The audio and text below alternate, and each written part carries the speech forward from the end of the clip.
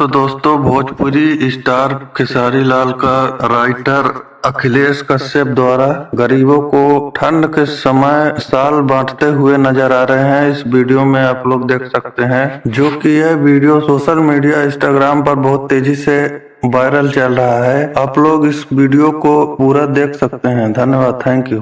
आगे बढ़ा सब ठीक नो। बिरयानी हम मार लो लोग सुता लोग खा के बस इधर आइए।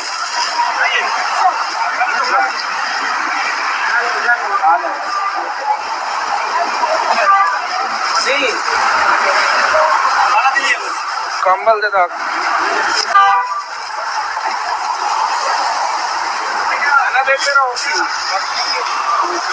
हाँ दे दो, सुत गई बहन तब दे दो, दे पे दे दो, रख दो ये उड़ा दो, दे दो, इसको भी दे दो। और लेके आओ, और ले सबको दे दो। ये दे ले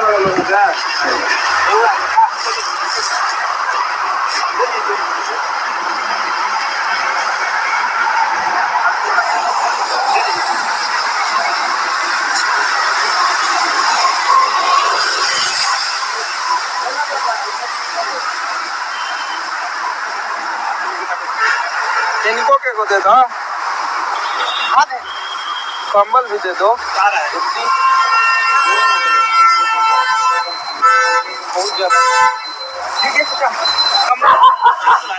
आ रहा गाड़ी ला दिया, दे दो सब।